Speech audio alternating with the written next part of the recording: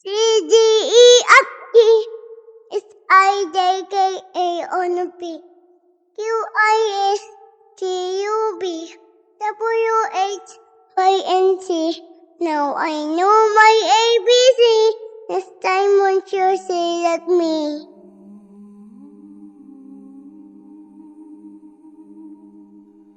Sa bayan ng Kabisayaan, sa isang bulubunduki ng Sinay, ay masaya si Ivan habang tumatakbo ng mabilis sa magubat na bahagi ng iyon ng lupang nabili kay Mang Gusting.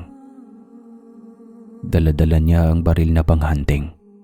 Mahilig kasi siyang bumaril ng ibon at minsan ay mga hayop kagaya na lamang na mga wildcat at mga manok ilahas na marami sa bahaging iyon ng lupain ni Mang Gusting. Iyon, ang laking ibon naman yun. Ulam na! Bulalas ni Ivan na nakitang malaking ibon na dumapo sa sanga ng matandang balete. Mabilis na pumesto si Ivan at isinandal ang mahabang baril sa balikat at inahanda ang sariling bumaril.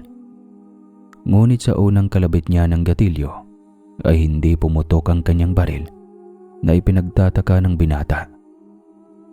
Ay nakulintik naman to, sayang. Muling kinalabit ni Ivan ang baril. Ngunit namilog ang mga mata ng binata nang ang malaking ibon na iyon ay bigla na lamang nawala sa sanga ng balete. Palingalinga si Ivan sa paligid na biglang kinilabutan. As in parang bula talaga sa harapan niya na biglang nawala. Naamoy niya ang mabangong amoy sa paligid ng lugar na iyon. Parang amoy ng maraming magagandang bulaklak at bigla na lang lumitaw mula sa kung saan ang napakagandang dilag at nasa balikat na nito ang ibon na nais niyang barilin kanina. Hindi na ako papayag na muli ka pang magkasala sa aming kaharian, Ivan. Kaya pipigilan na kita sa nais mong gawin. Ani ng engkantadang kanina pa nagmamasid sa kagubatan ng Mount Sinai. Pipigilin ba talaga? O panunuorin mo na naman ang angking kakisigan niya at hayaan mong maubos na lang ang mga alaga nating hayop ng lalaking yan? Asik naman ni Zora, ang pinsan ni Amaya. Isa rin siyang engkantadang talamanhig. Tumahimik ka, Zora. Huwag mo akong pakialaman. Doon ka magbantay sa batis. Bakit ka ba nangingialam sa akin? Sagot naman ni Amaya. Nakikita ko sa mga mata mo ang pagkagusto mo sa lalaking iyan. Bilisan mo at baka maunahan pa kita. Sinundan iyon ni Zora ng malakas na pagtawa. Sa inis ni Amaya ay itinaas niya ang daladalang espada para matikman ng malanding pinsan niyang talamanhig ang galit niya. Ngunit mabilis itong lumayo sa kanya na tumatawa pa rin. Hindi siya papayag na maunahan siya nito kay Ivan. Ilang beses niya niyang nakita ang binatang magsasaka na ito sa kabilang lupain. Pinapanood ito ni Amaya at hindi lang isang beses kundi maraming beses na itong nagkasala sa mga hayop na alaga ni Amaya. Hindi na napigilan pa ni Amaya ang kakaibang damdaming umusbong sa kanyang puso para sa tagalupang si Ivan. Kahit na hindi pa man siya nakikita nito, siguro ito na ang tamang oras para magpapakita na siya sa binatang ito bago pa ito linlangin ni Zora. Makikipagkaibigan siya sa binata at hindi niya ito lilinlangin sapagkat dalisay ang nadarama niya para kay Ivan. Hindi kagaya kay Zora na gagawin lamang laruan si Ivan. Kagaya ng mga lalaking naligaw sa kagubatang ito at yung mga iba ay hindi na nakauwi. Mga lalaking tuluyang dinala sa kanilang kaharian at ginawang alipin ng mga mapaglarong uri nila. At nangyari iyon mga taong 1970 at saka 80s. Maraming binata na sumubog na pumasok doon at hindi na natagpuan o hindi na nakauwi sa kanilang bahay. Ivan, huwag mong saktan ang paborito kong alaga. Bulalas ng babae sa napakalamyos na boses. Napaatras si Ivan na namilog ang mga mata. Matulis na pahaba ang tenga nito. Nangingintab ang mahaba at tuwid na buhok nito. At ang mga asul na mga mata ay napakaganda. Lumapit ito kay Ivan. Hindi nakagalaw ang binata sa kinatatayuan, habang tila wala sa sariling nakatitig sa mga mata ng babaeng talamanhig. "Ako si Amaya." Pagpapakilala nito, hindi pa rin magawang kumibo ni Ivan. Nais na niyang tumakbo papalayo sa lugar na iyon. Na mga oras na iyon ay alam ni Ivan na hindi ordinaryong tao ang nakita niya. Gusto niyang sumigaw ngunit walang boses ang lumalabas sa bibig nito. Nakadama siya ng panunuyo ng lalamunan at panlalamig ng katawan. Ang mga paa niya ay tila ipinako sa kinatatayuan at hindi makagalaw. Kahit na nais na niyang tumakbo papalayo, pinagpapawisan ng malamig si Ivan habang magkahinang ang mga mata nila ng engkantada. "Mga alaga ko ang mga hayop na binabaril mo sa lugar na ito. Pakiusap, huwag mo silang patayin. Nalulungkot ako kapag isa sa kanila ay nawawala at napatay mo. Hindi rin kita magawang parusahan kagaya ng iilang mga ngaso dahil nabihag mo ang puso ko, Ivan." Malumanay na wika ng babaeng talamanhig. Ang boses nito ay nagmistulang napakagandang musika sa pandinig ni Ivan. Nakakaaya na tila ba nagdudulot sa kanya ng napakasarap na pakiramdam. Ibinaba niya ang baril at tinanggap ang nakalahad na mga kamay ng engkantada. Ngunit namilog na lamang ang mga mata ng binata nang ang mga kamay nito ay pumatong sa balikat niya. "Matagal na kitang tinatanaw mula sa malayo. Matagal na kitang gusto at akin ka lang." Pagkasabi noon ay mabilis na lumapat ang mga labi nito sa mga nakaawang na labi ng binata. Noon din ay nawala ng malay si Ivan at bumagsak sa kinatatayuan. Pagkagising niya ay nasa kanilang kubo na siya at wala sa sariling nakatingala sa kalangitan.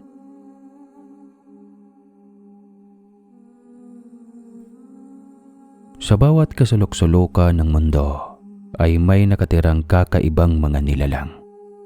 Mga nilalang na hindi nakikita ng normal na mga mata, lalo na ang mga engkanto. Pero may iilan sa atin na bukas ang ikatlong mga mata at nakikita sila at nakakausap.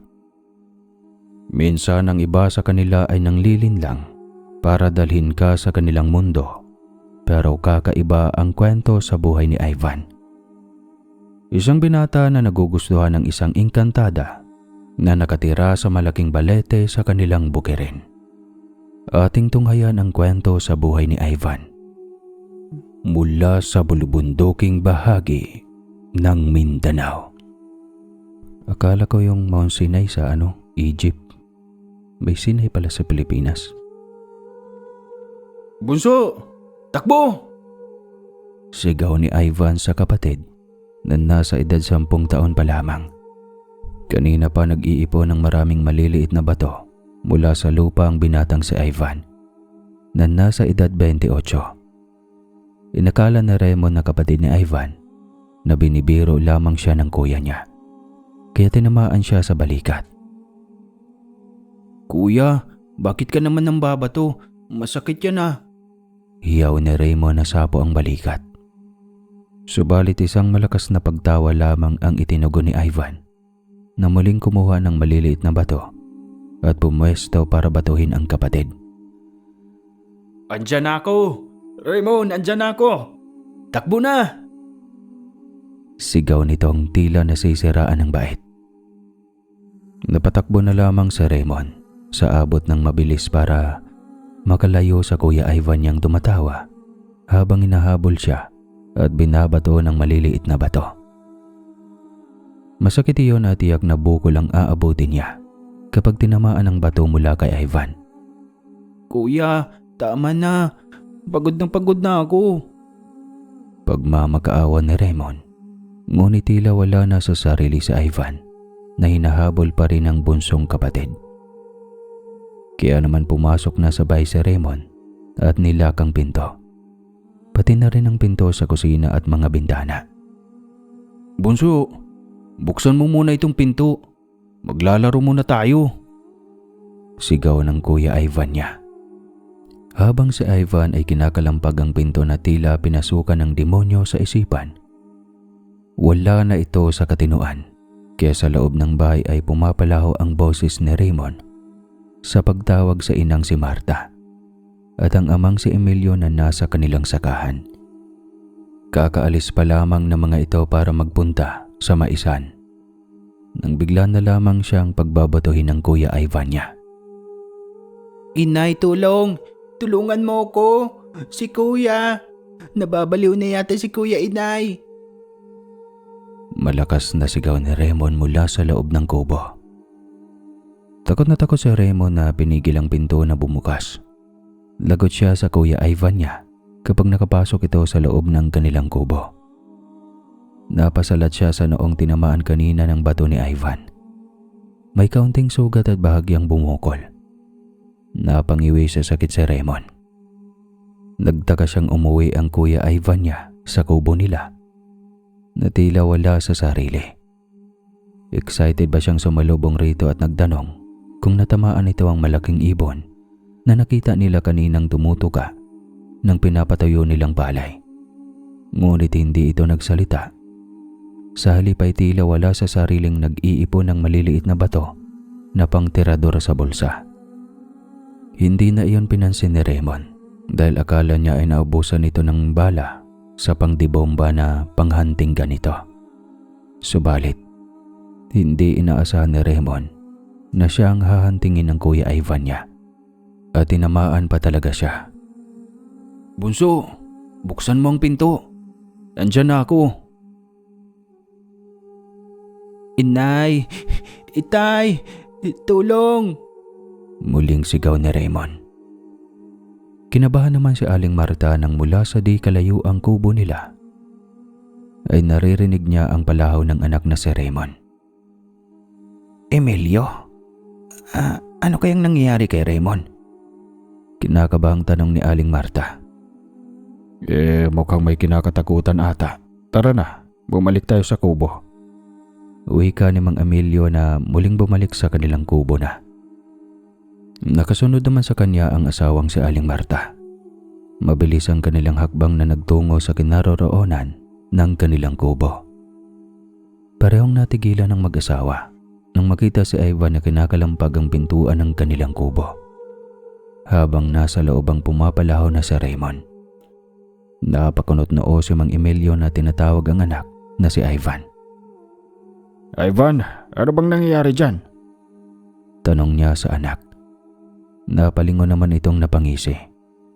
Noon lang din napansin ng mag-asawang napakaraming bato ang dala-dala nito na nilalagay sa dalawang kamay. Mas lalong nagtataka ang mag-asawa. Lalo na noong humahalakak si Ivan na tila ba ito'y nasisiraan talaga ng bait. "Ivan, ano bang nangyayari sa iyo?" Tanong ni Aling Marta sa anak.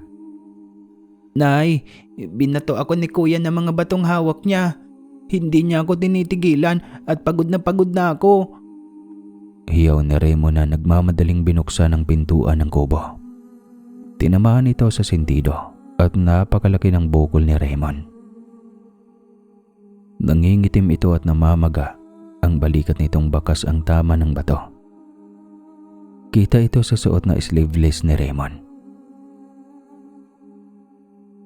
"Anong ginawa mo sa kapatid mo, Ivan? Nasisiraan ka na ba ng pag-iisip?" Hindi makapaniwalang tanong ni Aling Marta sa panganay na anak. Ngunit isang malutong na pagtawa lamang ang isinagot sa kanya ni Ivan na lalong ipinagtataka ng ina. Pagkatapos ay dinaanan lamang sila ni Ivan at nagtungo na sa maisa nila. Nakapagtataka ang mga ikinikilos ni Ivan. Lalo nang mayat mayang pagtawa nito na tila ba may nakakatawang bagay kahit wala naman. At ang mas masakla pa ay kinakausap nito ang sarili sa isang wikang hindi naman nila maiintindihan. Kaya naman nabahalang mag-asawa na hindi na nakagawa ng gawain sa maisan. Sinusundan na lamang nila si Ivan na tila walang nangyari. Kinakausap pa rin ito ang sarili at tumatawang mag-isa. Sa mga sumunod na araw ay napagpasya ng mag-asawa na dadalhin sa psychology sa syudad ang kanilang binatang anak na si Ivan. Mabait na bata si Ivan at ito ang laging katuwang nilang mag-asawa sa bukirin. Wala naman sigurong problema si Ivan, di ba Emilio? Tanong ni Aling Marta sa asawa. Napapailing naman si Mang Emilio. Wala naman akong napapansin na problema niya, langga eh. Wala rin namang kasintahan iyan. Hindi nga nagagawi sa lungsod. Pero simula noong hindi na iyan pumasa sa Napolcom, ay minsan na lang nating nakakausap yan si Ivan.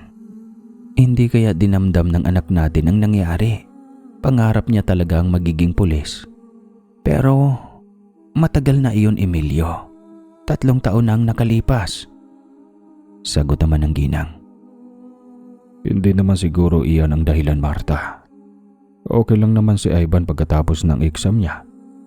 Siya pa nga mismo ang nagsabing sasakahin niya na lang ang bukirin natin, lalo at may edad na tayo. O kaya baka nagdodroga iyang si Ivan, kaya naggaganyan. Hindi na talaga normal ang mga ikinikilos niya, Emilio eh. Nagugulang wika ni Marta. Ay, kaya nga dalhin sa doktor para ma-check up, di ba nga? Nag-take kasi ng licensure examination si Ivan sa Napolcom. Noong 3 taon na ang nakalipas at hindi ito pumasa. Nagulat silang mag-asawa nung sinabi ni Ivan na siya na lamang ang mag-aalaga sa bukirin nila at hindi na siya muling mag-take pa ng exam. Sayang daw ang ibabayad nila kapag hindi na naman siya papasa. Alam ng mag-asawang ikinalulungkot iyon ng kanilang anak, pero hindi naman nila inaasahang aabot sa ganon si Ivan. Ang masiraan ng bait dahil sa kabiguan. Pero nakakaduda kasi 3 taon na ang nakakalipas. Hindi naman nila nakitaan ang kabiguan o kalungkutan ng kanilang anak sa nagdaan na taon na iyon. Palagi itong masaya, makwela at masipag pagdating sa mga gawain.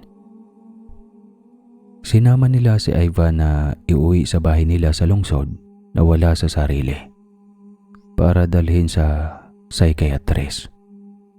Sa mga sumunod na araw ay nagulat na lamang sina Mang Emilio at Aling Marta nang hindi na nila matagpuan si Ivan.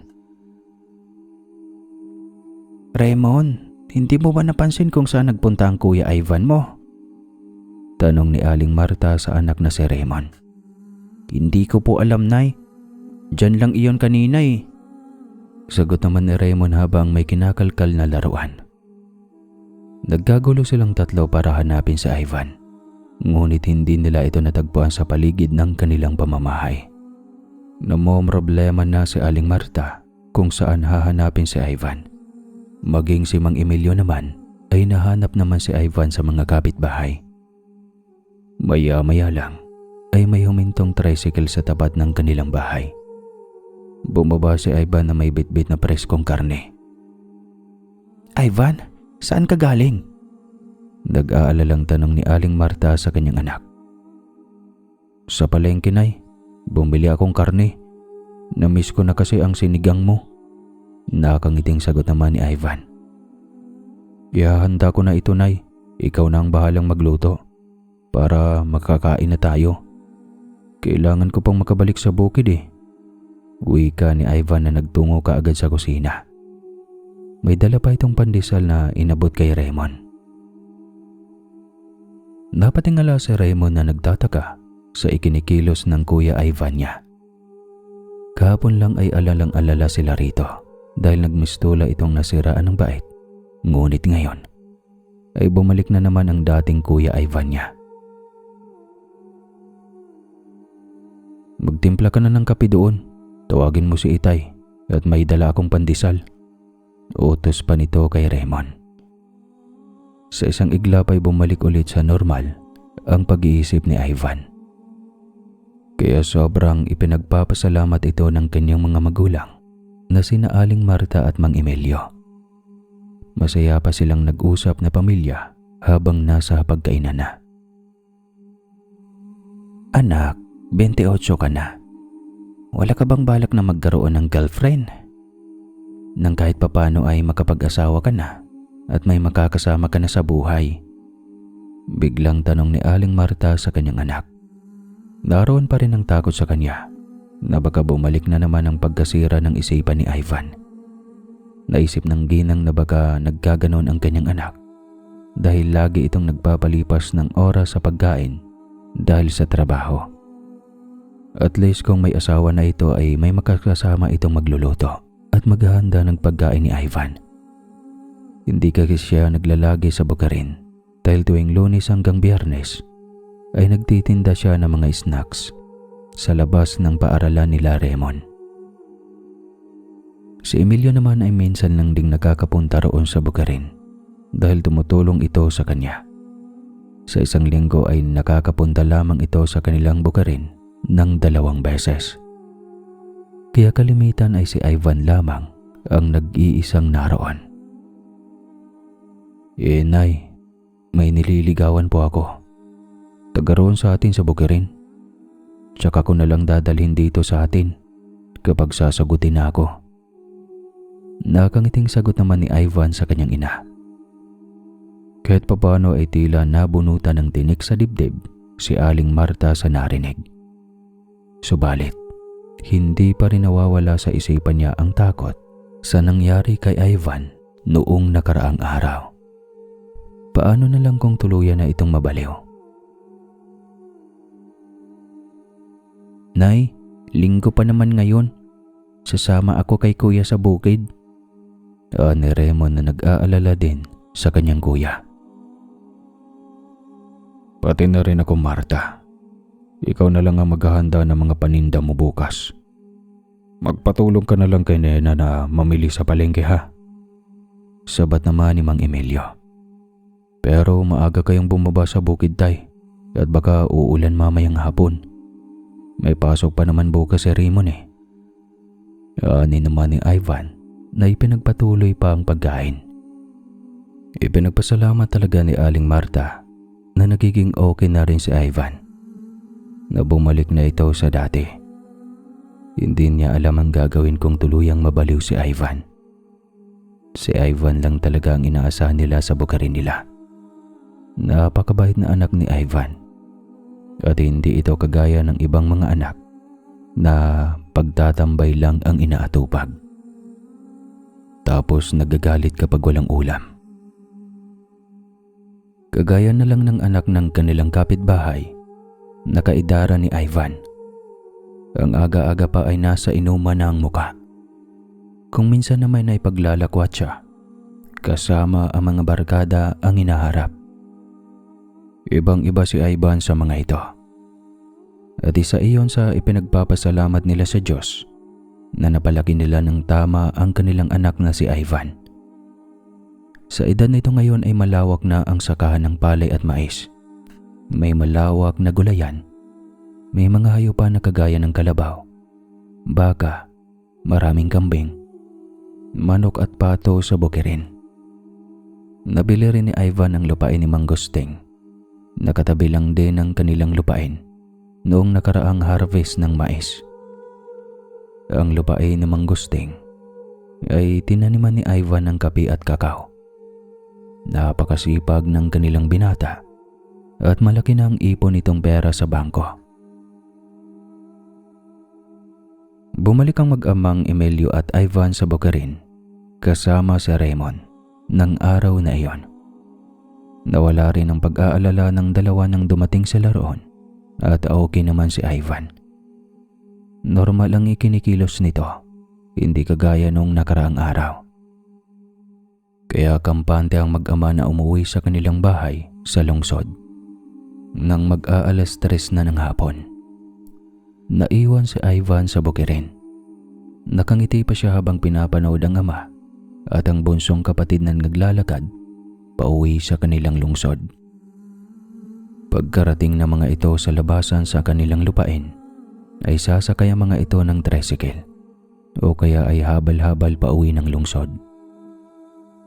Excited na nagtungo naman si Ivan sa malaki at may nakamatandang puno na nasa pagitan na ng lupain na nabili niya kay Mang Gusting.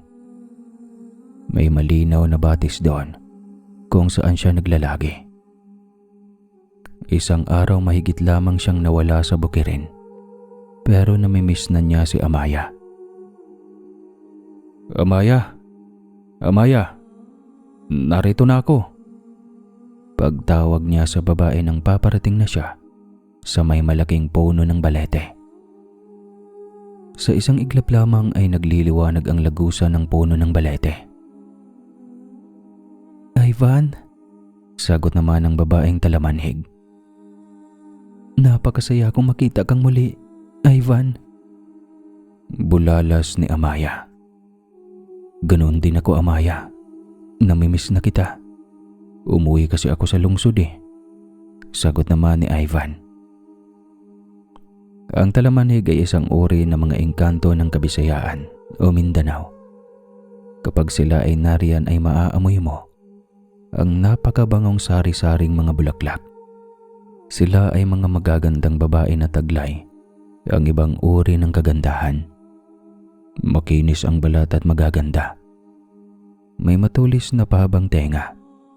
Ang mga mata ay kulay asol at nililin lang nila ang mga kalalakihan para gawing kasintahan at dalhin sa kanilang mundo. Namimiss kita. Sandali lang at magdadapit hapon na. Ililigpit ko lang ang mga hayupan ko at pagkatapos ay babalikan kita rito. Nakangiting wika ni Ivan. Tutulungan na kita, Ivan, para mas mapabilis ang mga gawain mo.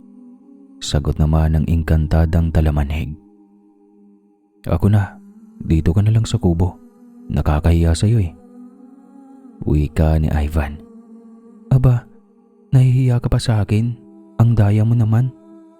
Pagmamaktol pa ni Amaya. Ayaw ko lang na marumihan ang mga kamay mo sa dumi ng hayop. Kaya dyan ka na lang at hintayin mo ko. Kaagad na nagtungo na si Ivan sa kinalalagyan ng mga hayop para papasukin ang mga ito sa kanilang tulugan. Matagal nang nakilala ni Ivan ang engkantadang ito. Simula noong nabili niya ang lupain ni Mang Gusting. Matagal na rin niya itong nakakausap dahil biniyayaan si Ivan ng bukas na ikatlong mga mata. Nakikita nito ang mga nilalang na nasa paligid na hindi nakikita ng mga normal na mga mata ng tao at nakakausap pa. Minana ni Ivan ang kakayahang ito ng kanyang inay Marta. Hindi ko masasabi na isang biyaya ang ganitong bagay. Bagkus kung bukas ang ikatlong mga mata, ay mas makakabuting mag-iingat sa pagkikipag-usap sa mga kakaibang nilalang na iyong nakikita. Hindi lahat ng mga engkanto ay mabuti. Ang iba sa kanila ay masama at minsan, nililin lang ka lang at dadalhin ka sa kanilang mundo. Subalit sa Ivan na may ganitong kakayahan, ay tuluyan nang nahuhulog ang damdamin sa isang talamanhig. Sa paglipas ng iilang buwan, nakasakasama niya sa bukirin nila ang babaeng ito, ay tuluyan na niya itong minahal. Ang masakla pa, ay minsan na siyang sumama sa babae sa daigdig nito. Sa tuwing si Ivan ay nawawala sa katinuan ng pag-iisip niya, ay naroon siya sa kaharian ng mga engkanto, kasama ang talamanhig na si Amaya. Ang damdamin na umuusbong sa kanyang puso para sa babaeng engkantada ay nagbibigay ng kalituhan sa pag-iisip ni Ivan dito sa mundo ng mga tao. Ivan, sigurado ka bang nais mo na namang sumama sa akin sa aming mundo? Nakangiting tanong ni Amaya sa binata. Siyempre, mas gusto kitang kasama kaysa sa mga alaga kong hayop dito sa bukirin. Sagot naman ni Ivan na hawak ang isang kamay ni Amaya. Hapon na noon na tinatanong nila ang papalubog na araw. Tapos na rin si Ivan sa mga gawaing bukid. Nasa mga kulungan na rin ang mga alaga niyang hayop at nasa silungan. Sa ganitong oras ay magkasama nilang pinapanood ni Amaya ang magandang tanawin sa bundok Sinay. Kung sa bagay mas mabuti rin iyon, sagot naman ni Amaya sa binata. Mas nakabubuting sasama sa kanya ulit si Ivan sa kanyang tahanan kaysa manatili roon. Natatakot rin si Amaya na baka lalapitan ito ni Zora. Naaalala pa niya ang mga sinabi ni Zora noong nakaraan. At nitong mga huling araw ay nakita niya si Zora na tinatanaw si Ivan habang nasa sakahan ito. Kung siya ay tagabantay ng mga hayop sa kanilang kaharian, si Zora naman ang tagabantay ng batis. Pareho silang prinsesa ng mga talamanig at makapangyarihan. Utos pa ng kanilang amang hari na bawal silang mga prinsesa na mag-asawa o umibig ng tao. Nais ng kanilang ama na pakakasalan nila ang mga prinsipeng mahumanay. Pero sadyang hindi tumibok ang puso ni Amaya sa mga mahumanay. Siguro sa pinsan niyang si Zora, may pag-asa pa siguro. Nang gabing iyon ay magkahawag kamay na naglalakbay sila ni Ivan pauwi sa kanilang tahanan sa malaking balete na nasa pagitan ng lupain ni Mangusting na nabili na ni Ivan. Samantalang sa lungsod naman, biglang naalala ni Aling Marta ang anak na si Ivan. Bigla na lang kasing sinalakay ng matinding kaba ang kanyang puso at biglang sumagi sa isip ang kanyang anak. Emilio, puntahan kaya natin sa Ivan bukas. Baka kung ano nang nangyari sa kanya doon sa bukirin. Ani Aling Marta sa asawa. Oo, naisip ko rin yan. Baka muling bumalik ang problema sa pag-iisip ni Ivan. Sagot naman ni Mang Emilio. Sa tingin mo, ano kayang nangyari kay Ivan noong nakaraang araw? Baka bigla ang nalito lang dahil baka palagi siyang nagpapalipas ng gutom. Kaya nagkaganon. Hindi ba nakakabaliw yon? Ani na Mang Emilio. Maghunos dili ka, Emilio. Hindi yan mangyari sa anak natin. Marta, hindi kaya naingkanto si Ivan? O nagustuhan ng ingkanto? Di ba ikaw na rin ang nagsabi na marami sila doon sa pagitan ng lupain natin sa bagong nabiling lupain ni Ivan? Emilio, hindi yun mangyayari. Hindi ako papayag. Sa kalokohan mo, mas lalong hindi ako makatulog nito. Hindi ako magtitinda bukas. Pupuntahan natin sa Ivan. Bukas na bukas din pagkagising natin, Emilio. Ani ng ginang na bumangon sa higaan at lumabas ng kwarto. Naalala ni Marta noon ang kanyang kuya Giovanni na tuluyang nasira ang buhay matapos umibig sa isang engkanto. Kinalaunan ay nagpakamatay ito. Tumalon sa isang mataas na tulay. Sinasabi ng albularyo na buhay ang kanyang kuya Giovanni. Pero naroon na ito sa kabilang mundo. Sa mundo ng mga engkanto. Hindi papayag si Marta na maulit sa anak niyang si Ivan ang nangyari noon sa kanyang kuya. Alam niyang totoo ang sinabi sa kanila ng albularyo. Dahil tuwing kabilugan ng buwan ay nakikita niya ang kuya Giovanni. Nagpapakita ito sa kanya at minsan ay kinakausap siya. Kaya kapag naaamoy ni Aling Marta ang mabangong bulaklak noon sa paligid ng kanilang bahay, ay alam na alam niyang naroon ang kuya niya para dalawin siya. Halos hindi na nakatulog si Marta. Gayon din si Emilio. Inihintay na lamang nilang mag-uumaga na para mapuntahan na nila si Ivan sa bukirin. Samantalang sa bukirin naman ng Sinay ay maagang nagising si Ivan. Napakasaya niya kagabi dahil kasama niya si Amaya. Hindi niya na alam kung papaano siyang nakauwi roon sa kanyang kubo.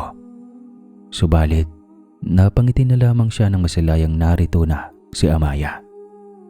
Ipanagluto siya nito ng inihaw na ibon. Hindi ito isa sa mga alaga ni Amaya. kundi isang ibong naliligaw lamang sa kanilang teritoryo, kaya binaril ni Ivan kagabi. Niluto ito ni Amaya ng maaga. "Ivan, nakahanda na ang almusal mo, pero walang asin yan. Ikaw na lang ang maglalagay." Nakangiting wika ni Amaya. "Hala, salamat naman Amaya." Nakangiting ginagap ni Ivan ang mga kamay ni Amaya. Ngunit natigilan na lamang sila nang marinig ang papalapit na tinig ng mga magulang ni Ivan. Maaga pa lang ay naparoon na si Mang Emilio at Aling Marta para masiguradong maayos ang kalagayan ni Ivan. "Amaya, baka makita ka ni na inay at itay. Hindi ako sigurado kung matatakot sila sa iyo o hindi." Nag-aalalang wika ni Ivan. "Ako ang bahala, mahal," ani naman ni Amaya. Sa isang saglit lamang o kisap mata ay lumiit ang mahabang tenga ni Amaya. Nagbago din ang kulay ng mga mata at buhok niya. Nagmukha na itong normal na tao sa harapan ni Ivan. "Kaya mong baguhin ang anyo mo?" Gulat na tanong ni Ivan. "Shh, ngayon lamang ito. Kapag kaharap ko ang pamilya mo, kailangan ko silang harapin. Hindi ba, Ivan?" Magkahawak kamay silang lumabas ng kubo para salubungin ang mga magulang ni Ivan na paparating pa lamang. Habang malayo pa lamang ay kinikilabutan na si Aling Marta. Naaamoy niya ang napakabangong amoy ng klase-klaseng bulaklak sa paligid. Ibig sabihin noon ay may engkanto sa paligid. Kaya mas lalo pang napabilis ang paglalakad ni Aling Marta. "Marta, dahan-dahan naman. Nagmistula ka namang hinabol ng maraming tikbalang dyan." Bilisan mo na dyan. May kakaiba sa kubo, Emilio. Nararamdaman ko. "Ayan ka na naman sa nararamdamang iyan. Tigil-tigilan mo nga yan, Marta." Ngunit mas nagulat ang mag-asawa nang makita si Ivan na may kasamang babae sa labas ng kubo. Hindi napigilan ni Mang Emilio ang malapad na ngiti, pero si Marta ay naniningkit ang mga mata. Ivan, sino yung kasama mo ha? Tanong ni Aling Marta sa anak. "Nay, tay, si Amaya po, kasintahan ko." Pagpapakilala ni Ivan kay Amaya sa mga magulang na may malawak ng ngiti sa mga labi. "Ngayon lang kita nakita rito sa Bukirin, Ining. Taga saan ka ba?" May pagdududang tanong ni Aling Marta. Nawawala na sa pangamoy niya ang mabangong bulaklak na kanina lang ay nasa paligid. At hindi niya mapigil ang sarili na pagdudahan ang katauhan ng babaeng kasama ng kanyang anak. Lalo na't ito ang unang beses na nakita niya ang babaeng ito at napakaganda pa. Napangiti naman si Amaya na lumapit sa mag-asawa at nagmano. "Pamangkin po ako ni Tio Gusting. Taga Barangay Ilaya po ako. Galing talaga kami ng ina ko sa syudad bago pa lang kami sa Ilaya." Sagot naman ni Amaya sa mag-asawa. Lihim namang napangiti si Ivan. Alam niyang nagdududa ang kanyang ina. Mabuti na lamang at kaagad na nakaisip ng kasinungalingan si Amaya para maalis ang pagdududa ng kanyang ina. "Nakilala ko siya nung nagpunta ako kina Mang Gusting sa Ilaya, Nay. Noong binayaran ko ang kanyang lupain. Simula noon, palagi na kaming nagkikita ni Amaya." Dagdag na kasinungalingan ni Ivan sa ina para tuluyang maalis ang pagdududa nito. "Ang aga mo naman dito sa kubo namin. Magtapat nga kayo sa akin. Dito ka ba natuloy ha, Ining?" Muling tanong ni Marta. "Ay naku Marta, hayaan mo na sila. Hindi na sila mga bata at huwag mo silang ihalin tulad sa kapanahunan natin noon." Wika naman ni Emilio. Sabay sumilay ang pilyong ngiti. Kinindatan pa nito ang anak. Nakakahiya naman sa mga magulang ni Amaya. Lalo na kay Mang Gusting."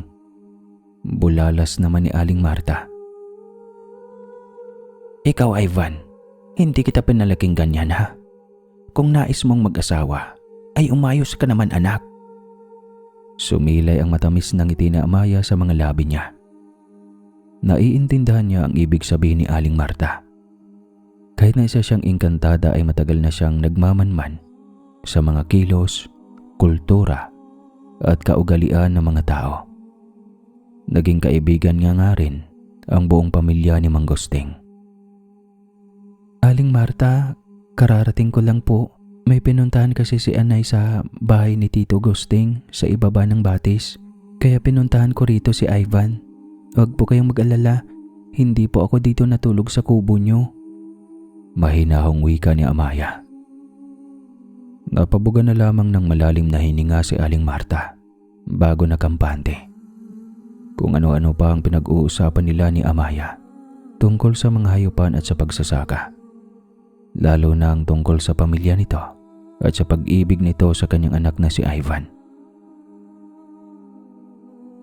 Mag-alas 10 na nang inaya siya ni Emilio na umuwi na sa lungsod. Ihahatid din ni Ivan si Amaya sa bahay ni Mang Gusting na nasa ibaba. Hindi na lamang maintindihan ni Marta ang nadarama habang tinatanaw niya ang papalayong si Ivan at si Amaya. Ilang beses niyang kinusot-kusot ang mga mata. Nagmistula kasi siyang namalikmata sa nakita. Biglang humaba ang tenga ni Amaya sa paningin niya. At sa isang iglap lamang ay naaamoy na ni Aling Marta ang mababangong mga bulaklak. Ang sinyalis na may talamanhig o mahumanay na nasa paligid nila. Emilio, sigurado ka bang nagsasabi ng totoo ang anak natin? Wala ka bang napapansing kakaiba sa dalagang iyon? Takang tanong ni Aling Marta sa asawa niya. Kakaiba? Wala naman maliban sa sobrang swerte ng anak natin at sinagot niya. Wala ka na bang ibang napansin sa kanya? Muling tanong ni Aling Marta. Wala naman. Sobra ka kasing nag-isip ng kung ano-ano, Marta. Okay lang si Ivan at walang masamang nangyari sa kanya. Nakauwi sa lungsod ang mag-asawang Emilio at Marta. Ngunit hindi mapalagay si Aling Marta. May kakaiba nga kay Amaya at may hindi siya magandang kutob sa babae. Kaya ng araw ng Biyernes ay muling nagaya si Aling Marta. Napuntahan sa Bakarin si Ivan. Biyernes din iyon at walang pasok kinabukasan kasi Sabado. Kaya kaagad namang sumang-ayon si Mang Emilio. Kasama din nila si Raymond sapagkat wala namang pasok kinabukasan. Ngunit nagulat na lamang sila nang dumating sila sa kanilang kubo. Wala roon si Ivan. Naisilong naman na ang kanilang mga hayupan, pero hindi nila matagpuan ang kanilang anak. Kaya nang gumagabi na ay humihingi na silang ng tulong sa may-ari ng karatig lupain na isa ring magsasaka. Nagtulong-tulong ang mga tao sa Bakarin para mahanap si Ivan. Subalit hindi nila ito natatagpuan hanggang sa nag-uumaga na lamang. Saan na kaya nagpunta si Ivan? Nagugulang tanong ni Marta sa kawalan. Nay, huwag kang mag-alala. Baka nandun lang kina Mang Gusting o kaya sa pamangkin niya, yung sinabi niyong kasintahan ni Kuya. Sagot naman ni Raymond. Wala kasi si Mang Gusting sa bahay niya sa ibaba ng batis dahil naroon pala ito sa Barangay Ilaya sa kanyang kapatid. Umaasa na lamang si Aling Marta na matagpuan ni Emilio si Ivan doon sa kapatid ni Mang Gusting. Sana nga bunso, mababaliw ako kapag may mangyaring masama sa Kuya Ivan mo. Bulalas ni Aling Marta. Nay, magdasal na lang tayo na walang mangsamang mangyari kay Kuya, okay? Nung sumapit na ng alas 10 ng umaga, nang matanaw ni Aling Marta si Emilio kasama si Mang Gusting at may dalawang lalaki pa itong kasama. Ang isa ay may edad na may kasama ring binata. Emilio, si Ivan. Malungkot na napatitig sa kanya ang asawa. Marta, uminahon ka at huwag kang magpadala sa bugso ng damdamin mo. May sasabihin lang ako sa iyo. Hindi ko pamangkin ang kasintahan ng anak mo. Hindi ko pamangkin kung sino man yung Amaya na yon. Wika ni Mang Gusting na ikinatigil ni Aling Marta. Napabuga siya ng malalim na hininga.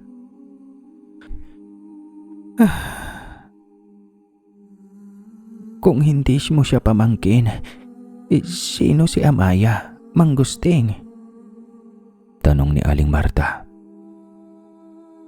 Si Amaya ay ang engkantadang talamanhig na nakatira sa matandang balete na nasa pagitan ng lupain ko at lupain nyo. Yung malaking balete sa tabi ng batis. Sagot ni Mang Gusting.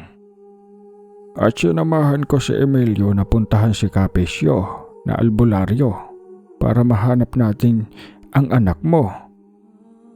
Napapikit na lamang si Aling Marta.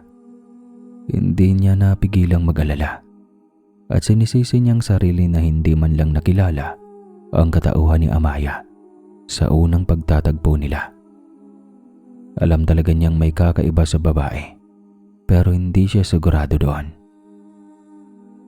Galing na rito ang talamanhig at malamang sa mga oras na ito ay kasama na niya si Ivan sa kanilang mundo. Sana lang ay hindi niya pinakain sa Ivan ang mga pagkaing ipinagbabawal sa ating mga tao. Mga pagkain ng mga engkanto dahil kapag nagkagayon, hindi na natin maibabalik pa si Ivan dito sa ating mundo. Wika ni Mang Pisyo na albularyo. Hindi pwede yan. Anak ko si Ivan. At hindi ako papayag na kunin ni Amaya mula sa akin ang anak ko. Napapaiyak na lamang si Aling Marta. Pinagsisihan niyang hinayaan niyang si Ivan na bumalik rito sa Bukirin. Kung sana mas naging maingat siya, ay hindi mawawala sa kanya ang kanyang anak.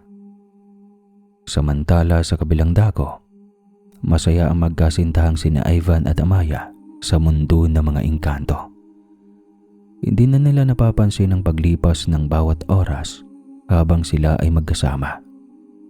Nang bigla na lamang naalala ni Ivan ang mga hayupan niya. Ala, oo nga pala. Kailangan ko na palang umuwi, Amaya. Nakalimutan ko ang mga alaga kong hayop. Nakangiting wika ni Ivan. Oo nga pala no, sige.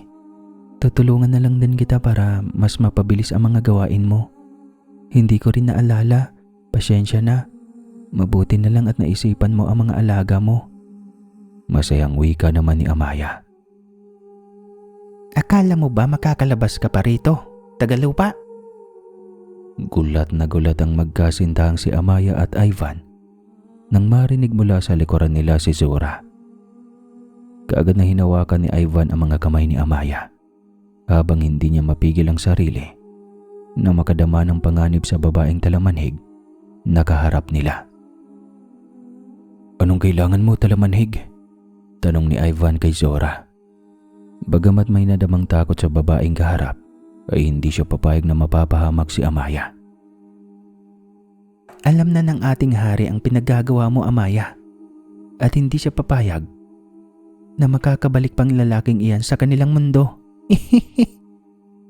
Nakangising bulalas ni Zora. Zora, bakit mo ba ako pinapakialaman ha? Wala akong ginagawang masama na nakakasira sa ating mundo. Wala kaming ibang ginagawa ni Ivan. Pagrarason ni Amaya.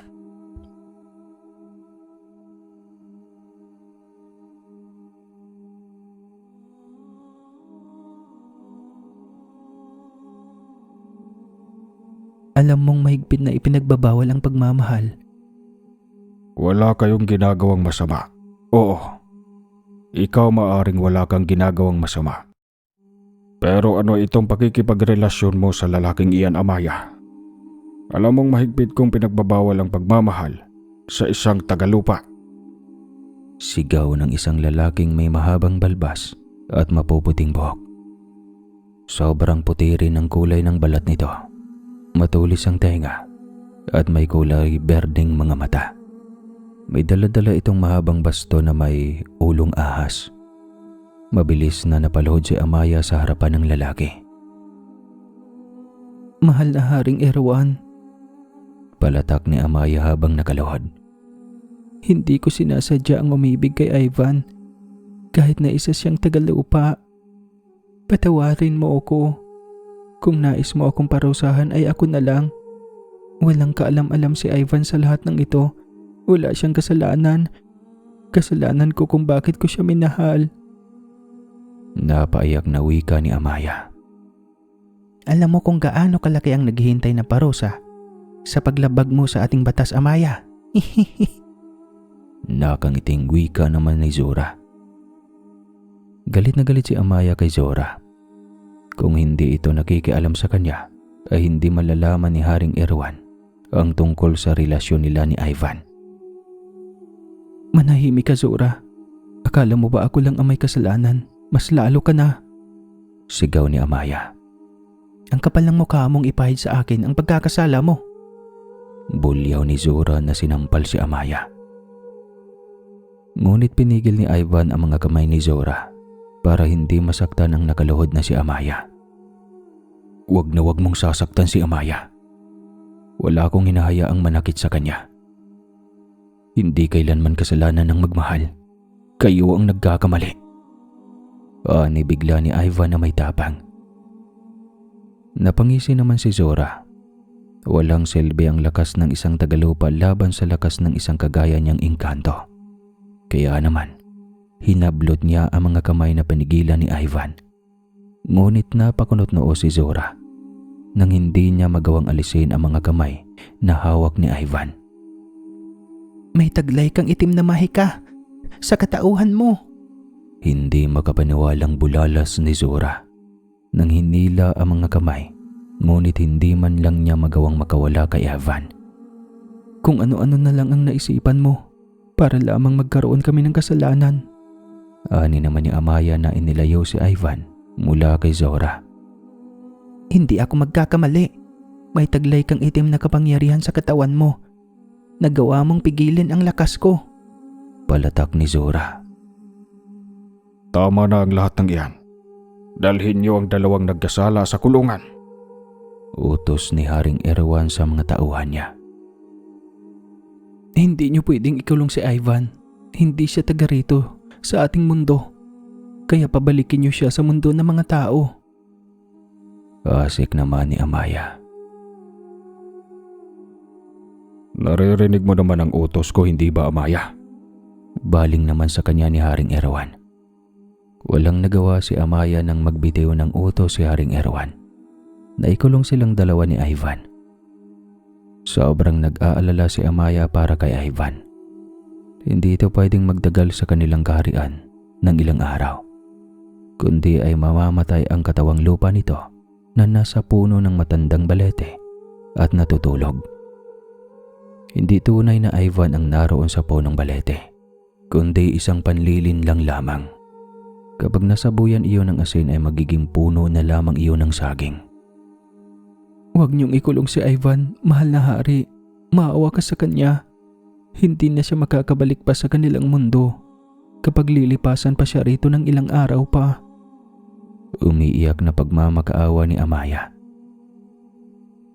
Ang isang tao na mapunta sa mundo ng mga engkanto ay mamamatay at hindi magtatagal sa paglipas ng isang linggo. Kailangan nilang kumain ng pagkain ng mga engkanto. Pero doon na sila mananatili sa mundo ng mga engkanto na bilang buhay na kaluluwa. At kapag hindi sila kakain ng pagkain ng mga kagaya nila, ay tuluyang magwawakas na ang kanilang buhay. Hindi na sila makakabalik pang buhay sa kabilang daigdig ng mga tao. Tahan na, Amaya. Huwag kang mag-alala. Makakauwi din ako sa aming daigdig at isasama kita sa pagtakas ko. Bulong sa kanya ni Ivan. Ano ang gagawin natin? Tatakas tayo. Iyon na lamang ang natatanging paraan para makabalik ako sa aming mundo at hindi ka mawawala sa akin. Pero kapag sasama ako sa iyo, hindi na ituloy ni Amaya ang sasabihin. Minsan ang nangyari sa kasaysayan ng mga talamanhig ang ganito. ang umibig ng tao at sumama sa tao sa kabilang daigdig. Noong mga nakalipas ng kapanahunan, hindi niya kilala kung sino ang talamanhig na iyon. Pero humingi iyon ng tulong sa isang albularyo para patuloy siyang mamumuhay sa mundo ng mga tao. Tama, Ivan. May paraan para magkasama tayo ng habang buhay. Mahigpit na napayakap si Amaya sa kasintahan niya habang napapatulo ang masaganang luha sa mga mata. Masuyong pinunasan ni Ivan ang luha sa mga mata ni Amaya.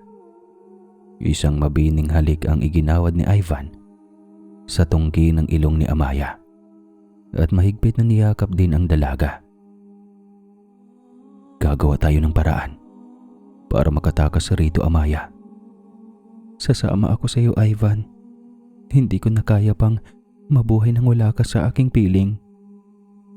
Kuya Wano. Ani naman ni Amaya na mas lalo pang idinikit ang katawan sa katawan ng binatang tagalupa. Maya-maya pa hindi na napigil pa ng dalawa ang nag-aalab na damdamin nang mapag-abot ang kanilang mga nauuhaw na labi. Hanggang sa lumalim ang bawat halik nila sa isa't isa at naging mas mapusok pa. Umabot sila sa kasugdulan ng mga bagay na ipinagbabawal sa mundo ng mga engkanto. Ang makikipag-isa sa isang tao. May nangyari kina Amaya at Ivan sa loob ng madilim na kulungang kinaroroonan nila. Samantala, sa kabilang mundo naman, 3 araw nang nakalipas sa paghahanap nila kay Ivan sa mundo ng mga tao. Paikot-ikot sila sa bundok Sinai. Halos sinuyod na nila ang buong kagubatan, pero hindi nila natatagpuan si Ivan. Hanggang sa bigla na lamang napatigil ang albularyong si Mang Pisyo sa harapan ng matanda at malaking balete sa tabi lang ng batis. May kakaiba sa punong ito. Nararamdaman kong narito lamang si Ivan. Bulalas ng may edad na albularyo. Subalit, ilang araw na silang pabalik-balik sa lugar na iyon. Pero hindi nila matagpuan si Ivan. Ngunit sa araw na ito ay nakapagtatakang lumakas masyado ang pangdama ni Mang Pisyo. Nararamdaman niya ang presensya ng binatang si Ivan sa puno ng baleteng iyon. Sinumula ni Mang Pisyo ang pagsaboy ng asin sa buong paligid ng balete. Kasabay noon ay ang pag-uusal ng iilang mga orasyon. Ilang beses pang inulit-ulit iyon ng matandang albularyo. Mang Pisyo, sinasabi ko na sa iyo, nararamdaman ko sa punong ito si Ivan. Sambit ni Aling Marta. Hindi ko siya madama noong mga nakaraang araw. Pero ngayon, ay nararamdaman ko na si Ivan rito sa paligid. Nanganganib ang anak mo, Marta. Ikaw mismo alam na alam mong nanganganib ang anak mo sa pagkakataong ito. Bulalas ng albularyong si Mang Pisyo. Alam ko, Mang Pisyo, kaya hindi ako titigil hanggat hindi ko maiuwi si Ivan sa araw na ito. Kung maaari, babalikan ko ang mundong iyon. Ay gagawin ko para lamang sa anak ko. Pinahid ni Marta ang mga luha habang nagsasalita. Wala kasing naniniwala kay Aling Marta na naroon si Ivan sa lugar na iyon. Wala rin naman silang nakitang tao. Pero nararamdaman ni Aling Marta na may kakaiba sa lugar na iyon. Hindi nga lang niya alam kung ano, pero kakaiba talaga. Nakakapanayo ng mga balahibo sa batok ang lahat ng nangyayaring ito. Marta, si Ivan. Tignan mo sa ilalim, sa nakausling ugat ng puno. Si Ivan yan, di ba? Natutulog. Sigaw ni Emilio nang makita ang anak na payapang natutulog sa ilalim ng malaking ugat ng balete. Nanghihinang tila na uupo si Marta sa kinatatiwan. Hindi si Ivan yan, Emilio. Alam ko yon. Hindi yan ang anak natin. Isang linlang lamang ang ginawa nila. Napasalampak sa lupa si Aling Marta sa paghinagpis. Alam na alam niya kung nasaan si Ivan sa ngayon. Nasa daigdig ito ng mga engkantong talamanhig. Ikatlong araw na noon ni Ivan sa mundo ng mga engkanto at hanggang sa mga oras na yon ay hindi pa ito nagigising. Ibalik niyo sa akin si Ivan. Ibalik niyo sa akin ang anak ko. Amaya, ibalik mo ang anak ko. Paghihinagbis ni Aling Marta. Marta, tama na. Tahan na. Babalik din ang anak natin. Dinaluhan ni Mang Emilio ang asawa at mahigpit na niyakap. Emilio, ito na ba ang karma ko? Ito na ba ang lahat ng kabayaran ng pagsuway ko sa batas ng aming mundo?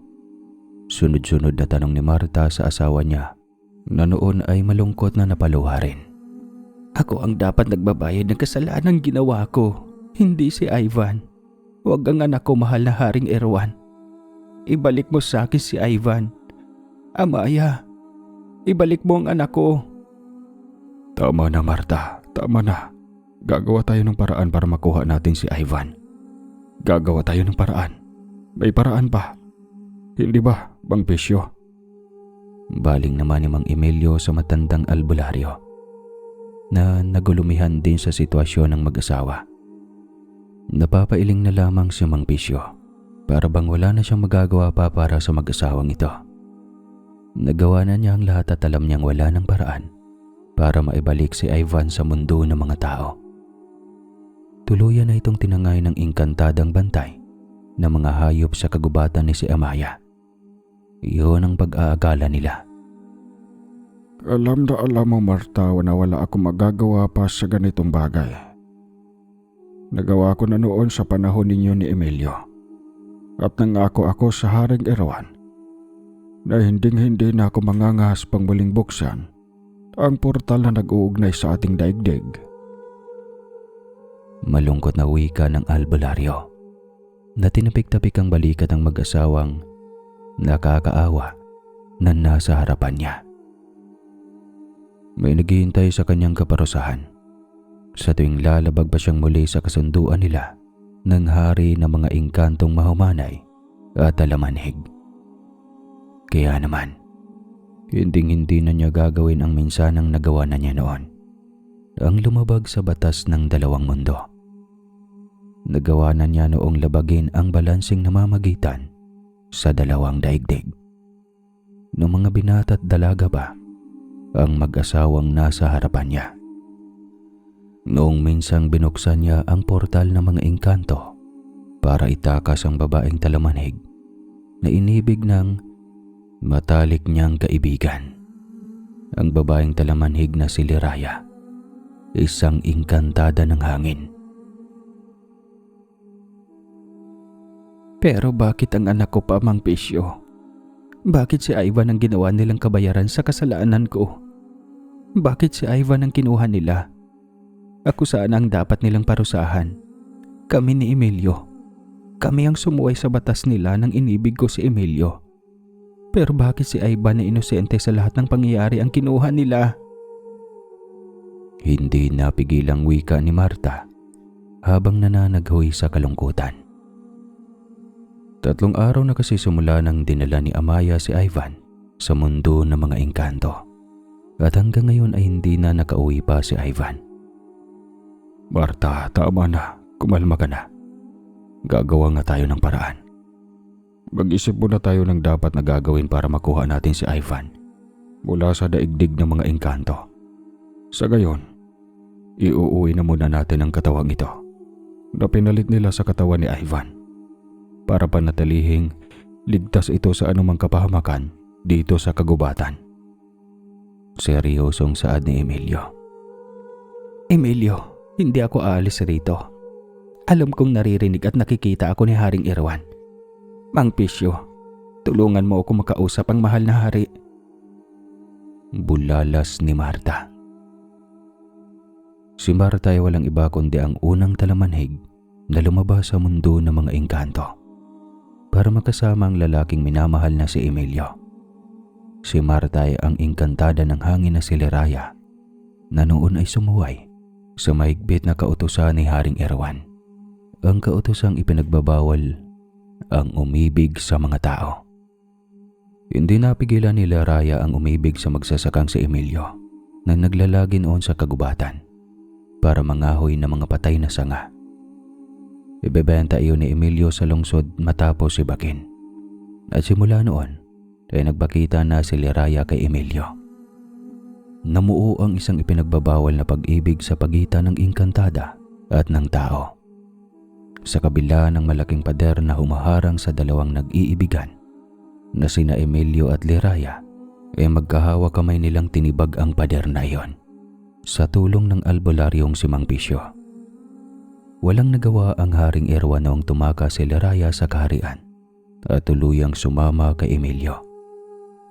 Nagawa niyang mabuhay sa mundo ng mga tao nang dahil sa ginawang sumpa ng albularyo at inalay na dugo sa mga engkantong mahumanay. Pero simula noon ay nasira na ang balanse ng dalawang mundo. Ang isang dating pagkakaibigan ni Haring Erwan at Mang Pisyo ay nasira. Si Leraya ay nagiging si Marta sa mundo ng mga tao. At sina Ivan at Remo ng dalawang buhay na nagiging lahi ng kalahating tao at kalahating engkanto. Hindi inaasa ni Leraya o Marta na ang kasaysayan nila ni Emilio ay muling mauulit sa kanilang anak na si Ivan sa isang babaeng talamanhig na si Amaya. Hindi kailanman magpapakita si Haring Erwan sa mga taong kagaya nyo. Mga wala kayong silbi sa mundo. Ang nararapat sa inyo ay magiging alipin. Bulalas bigla ni Zura. Sabay na napalingon silang tatlo ng matanaw nila ng engkantadang batis na si Zura. Naikuyom ni Marta ang kamao nang makita ito. Kahit hindi na siya engkantada sa ngayon, ay naaamoy niya ang masamang dugo na dumadaloy sa katawan ni Zura. Sino ka? Kilala mo ba si Amaya? Nasaan ang anak kong si Ivan? Sunod-sunod na tanong ni Marta sa talamanhig na kaharap nila. Habang nataranta naman si Mang Pisyo na napaatras, ang engkantadang ito ang siyang dahilan kung bakit ibininta kay Ivan ni Gusting ang lupaing ito na nasa katabi ng lupain ni Emilio at Marta. Ang engkantadang ito ang nanlinlang ng dalawang binatang pamangkin ni Gusting para dalhin sa kabilang mundo ng mga engkanto. At yun nga ang nangyari. Ginawang alipin. Humingi ng tulong sa kanya si Gusting pero wala siyang magagawa pa. Dahil hindi na nagpapakita sa kanya si Haring Erwan kahit na ano pang pag-aalay ang ginawa niya. Masamang talamanhig ang nasa harapan nila at hindi ito kagaya ni Amaya. Noon din ay napangisi si Zura at umihip ang malakas na hangin sa kagubatan.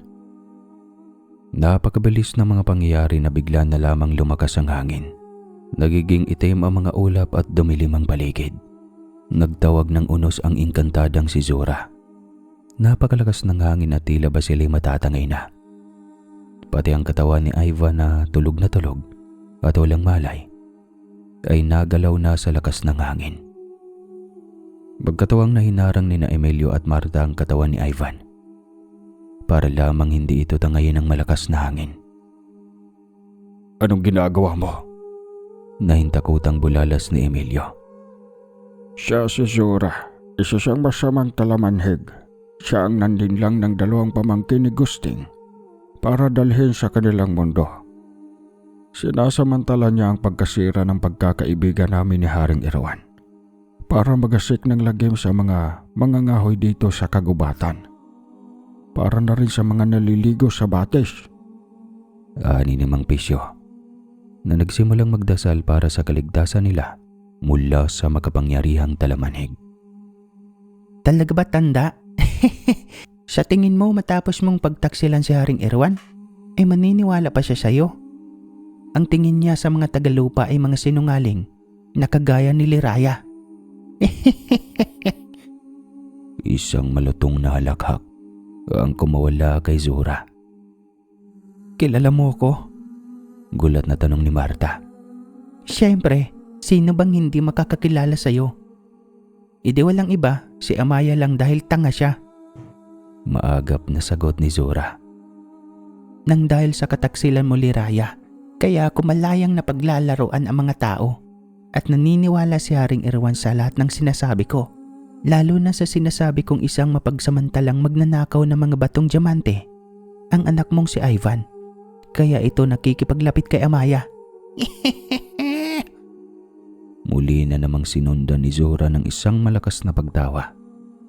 Matapos niyang ibunyag kay Marta at Emilio ang kasinungalingan niya. Kasalanan ito ni Amaya.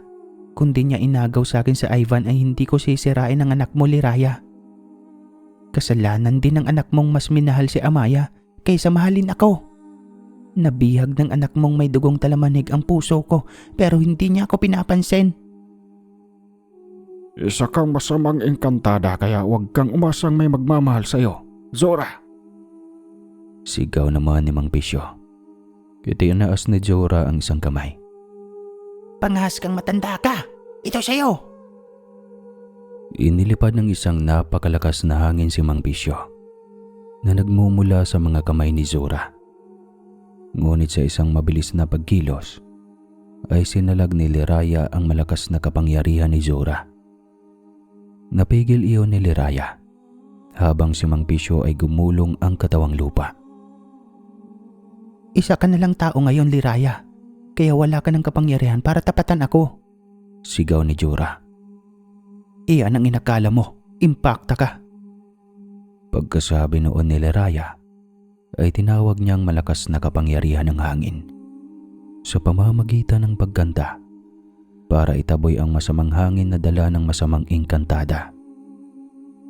Sa matagal ng panahon ay itinago ni Marta o Liraya ang kanyang kakayahan sa mundo ng mga tao para mamuhay ng normal kasama ang mga ito. Nakikita niya ang kabutihan sa puso ng mga tao sa loob ng ilang taong kasama ang asawang si Emilio. Nakikita niya rin ang iilan na may kasamaan, hindi nagkakaiba sa kanilang mundo ng mga engkanto. Pero kahit kailan ay hindi na ginagamit pa ni Liraya ang kakayahan niya para lamangan ang simpleng mga tao. Sa pagkakataong ito, kahit saan yung tao ay nagamit ni Liraya ang kapangyarihan bilang isang engkantadang talamanhig nang dahil sa kasamaan ni Zora. Pakawalan mo ako rito. Pakawalan mo akong duwag ka. Magtutuos tayo. Sigaw ni Zora. Ngunit inutusan ni Liraya ang malakas na ipo-ipo para tangayin si Zora pabalik sa kaharian ng mga talamanhig at mahumanay. Iyon ang pamamaraan ni Liraya para ipagbigay alam sa mahal na Haring Erwan na nais niya itong kausapin.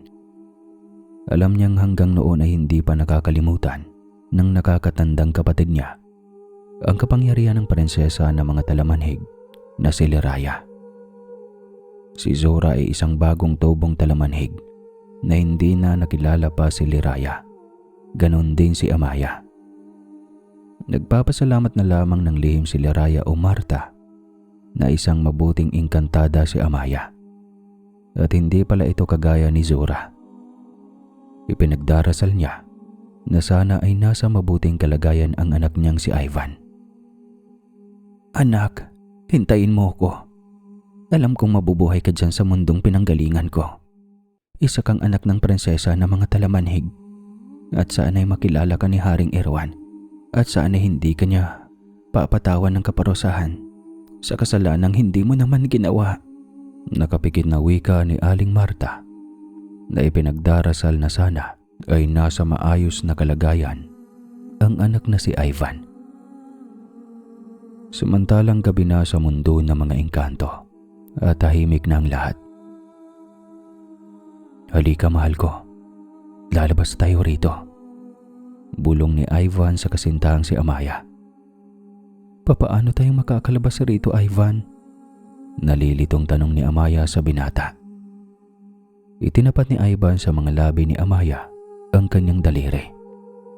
Iwinagayway ni Ivan sa harapan ni Amaya ang susi ng kulungan.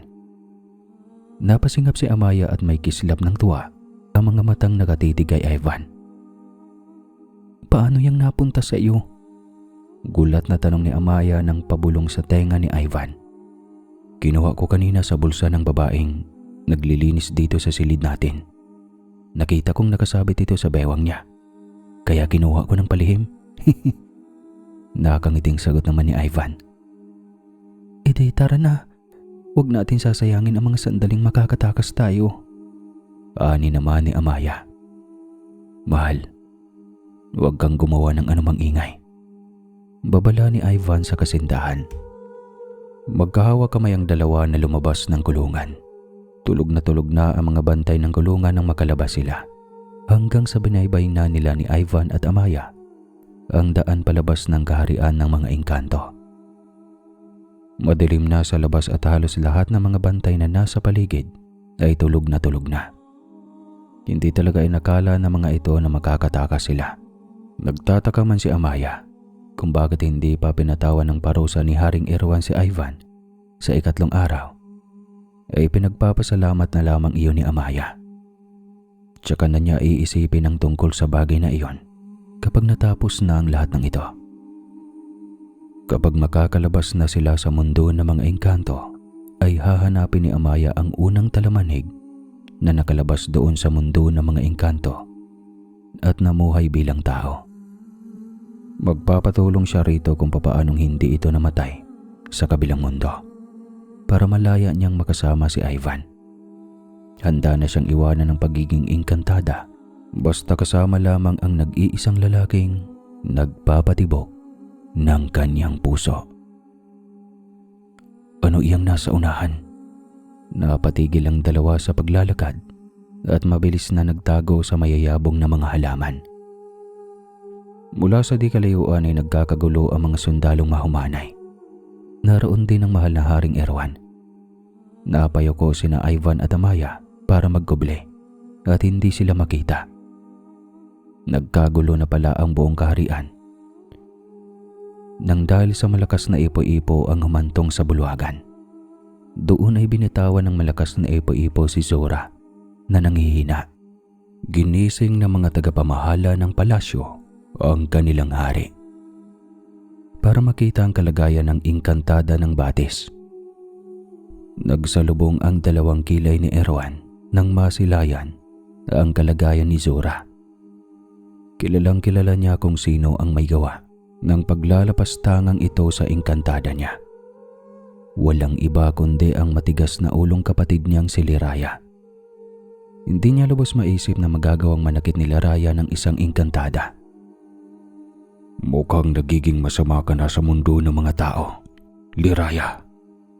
Bulalas ni Haring Erwan sa sarili. Ang ibang tagapamahala ng palasyo ay hindi alam kung sino ang may gawa sa bagay na ito. Dahil naisip nilang matapos umalis sa mundong iyon si Liraya, ay tuluyan na itong nagiging tao. Siya lamang ang tanging nakakaalam na isa pa ring makapangyarihang talamanhig si Liraya na nagtatago lamang sa katauhan ni Marta. Haring Erwan, nagkasalubong ang landas namin ni Liraya at ito ang ginawa niya sa akin. Nagiging napakasama na niya sa mundo ng mga tao. Tulungan mo ko, Haring Erwan. Pagsusumamo ni Zora. At anong dahilan ni Liraya para gawin ang kasamang ito sa iyo, Zora? Tanong naman ni Haring Erwan sa babaeng talamanhig. Nagalit siya sa akin na pinarusahan natin ang anak niyang si Ivan na nagkasala sa ating kaharian. Nais niyang pakawalan natin ang isang taong magnanakaw ng mga batong inaalagaan natin sa ating kaharian. Nagiging masama na si Liraya. Pahayag ni Zora na tuluyang bumagsak sa lupa. Hindi napigilan ni Haring Erwan ang mas lalong magalit pa sa kapatid. Pero may bahagi sa kanyang puso ang nagsasabing hindi iyon magagawa ni Liraya ang magiging masama. Oo, alam na alam ni Erwan na nagkasala ang prinsesa ng mga talamanhig na kapatid niya. Pero umibig lamang ito ng isang tao at hindi talaga ito masama. Kasama niyang lumaki si Liraya at nakikita niya ang kabutihan ng puso nito. Kaya imposibleng magiging masama na lamang ito dahil nagiging tao na. Alam niya ring mabuting tao si Emilio, ang lalaking pinagbalit ni Leraya sa kaharian nila at sa tungkulin nitong alagaan ang kanilang mundo. Sumusobra na ang kasamaan nila, mahal na hari. Ikatlong araw na ngayon at kailangang patawan mo na ng kaparusahan si Ivan na anak ng traidor na si Leraya. Bulalas muli ni Zura na hinang-hinana. Mahal na hari, kilala ko si Leraya. Hindi ako makakapaniwalang magagawa ni Leraya ang ganito kasama. Bulalas naman ni Amihan na asawa ni Haring Erawan. Si Amihan at Leraya ay matalik na magkaibigan noon pa man. Hindi na siya si Leraya na kilala nyo. Siya na si Marta na tao, asawa ni Emilio, at isang magnanakaw ng hiyas na diamante ang kanilang anak na si Ivan. Nilinlang niya ang engkantada ng mga hayop na si Amaya. Mahal na hari at Reyna, hindi pa ba sapat ang lahat ng ito para patawan ng kaparusahang kamatayan si Ivan na anak ni na Emilio at Marta? Tanong ni Zura. Hindi masama ang mga magulang ko. Hindi ako magnanakaw. At hindi ko nilinlang si Amaya. Nagmamahalan lamang kami at ikaw, Zura, ang masamang engkantada. Ilang tao na ba ang binagbintangan mong nagkasala at ginawang alipin dito? Biglang labas ni Ivan mula sa malalagong halamang pinagkukublihan. Gulat na gulat ang lahat nang makita nila ang bihag na nakalabas ng kulungan. Nasa tabi nito si Amaya at magkahawak kamay ang dalawa. Naningkit ang mga mata ni Zura nang makita si Ivan at Amaya. Paano silang nakalabas sa piitan? Tanong ni Zura sa sarili. Totoo ang sinabi ni Ivan, mahal na hari. Matagal nang pinaglalaroan ni Zura ang mga mangangahoy at mga taong naligaw sa batis. At totoong hindi ako nilinlang ni Ivan. Lalong hindi siya magnanakaw at hindi masamang tao ang mga magulang niya. Pagtatanggol naman ni Amaya sa binata. Hindi akalain ni Ivan na isang prinsesa ng mga talamanig ang inang si Marta at kapatid ito ng hari ng mga engkanto. Kaya pala napakatalas ng pandama niya.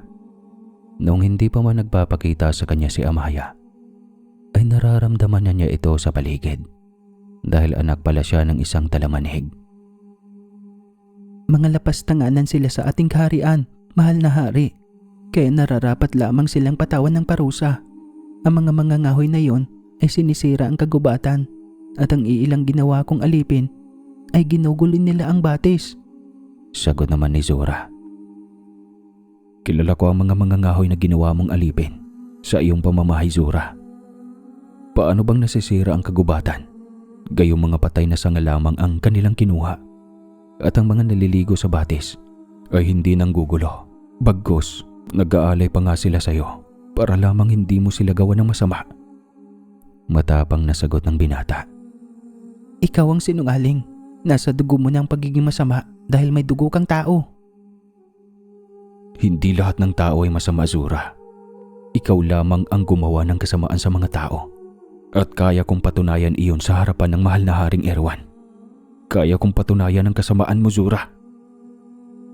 Paninindigan ni Ivan. Naniningkit ang mga mata ni Zura nang lumabas sa mga kamay ni Erawan.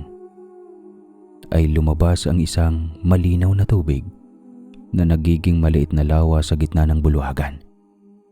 At doon sa lawa, sa pagkumpas ni Ivan ng mga kamay, ay nakikita sa malinaw na tubig ang kasamaang ginawa ni Zura sa mga tao.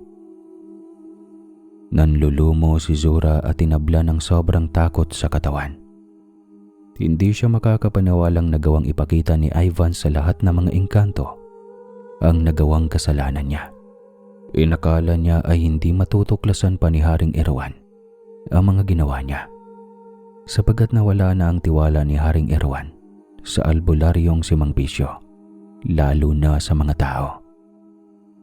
Ang albularyo noon ang nagbabantay sa mga ikinikilos na mga engkantado at engkantada sa kagubatan na iyon.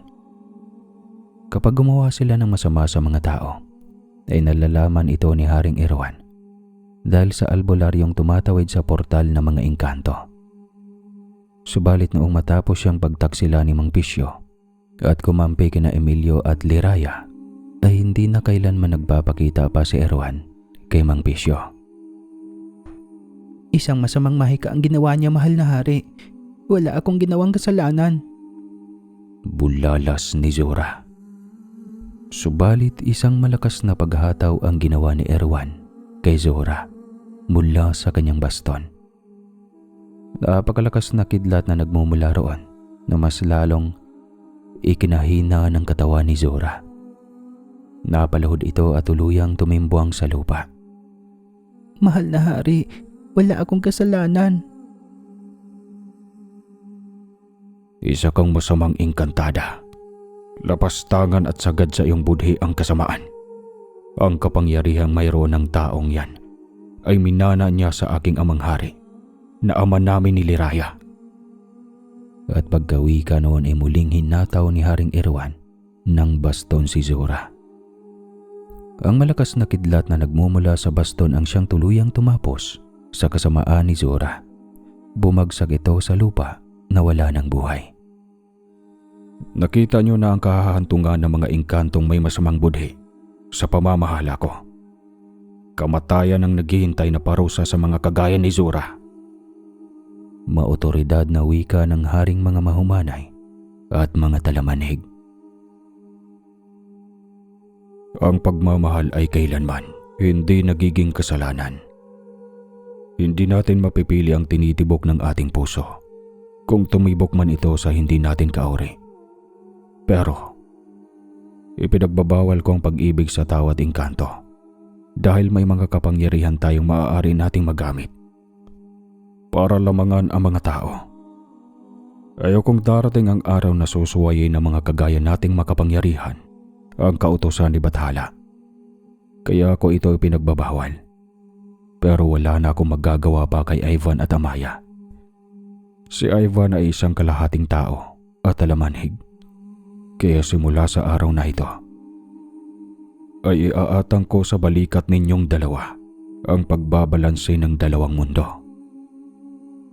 Pahayag ng Haring Erwan. Sabihin niyo kay Mang Pisyo na mag-alay ng dugo ng puting ibon sa lagusan, kagaya ng ginawa niya noon kay Liraya, para sa buhay mo, Amaya, para malaya kang mamuhay sa mundo ng mga tao. Mahal na hari, ibig bang sabihin na malaya na kami? Naluluhang bulalas ni Amaya. Oo, malaya na kayong dalawa. At simula ngayon ay paroon pa rito kayo sa dalawang mundo bilang magkatuwang sa buhay. Alagaan niyo ang portal nang hindi ito magagamit sa kasamaan ng mga tao at ng mga engkanto. Pagkasabi noon, ay inahatid sila Ivan at Amaya ni Haring Erwan at Amihan sa lagusan ng kabilang mundo. Ngunit, sandaling pinigil ni Haring Erwan si Ivan. Mahigpit itong niyakap ng hari. Bumalik ka rito at dumalo sa gagawin kong piging. Ikumusta mo ako sa mahal kong kapatid na si Liraya, o Marta na ina mo, aking pamangkin. Samantalang nagising na lamang si Marta at Emilio na nasa kabilang kubo na. Mataas na ang sikat ng araw. Napabalikwa si Marta habang palingalinga. Maingay sa labas ng kanilang kubo at nagsasagawa ng ritual si Mang Pisyo. Ivan! Ivan, anak ko! Mahigpit na niyakap ni Marta ang anak niya. Masayang masaya siyang nakita itong buhay na kasama si Amaya. Kung ganon ay pinatawad ng kanyang kapatid na si Erwan ang dalawa at binigyan na ito ng basbas. Ikunento ni Amaya kay Marta ang nangyari sa kaharian ng mga engkanto, kung papaanong naparusahan ni Haring Erwan si Zora sa kasamaan nito. At yun na, namuhay na sila ng payapa, wala ng gulo at may pagkakaisa na muli. Lumipas pa ang mga taon sa bundok ng Sinai, kung saan patuloy na paroon at parito sa magkabilang mundo ang mag-asawang Ivan at Amaya. Masaya silang namuhay sa kabundukan kasama ang kanilang mga supling. Hanggang dito na lang po ang kwentong ito. Maraming salamat sa lahat ng tumapos. Huwag kalimutan mag-like, subscribe at comment para ganahan ako.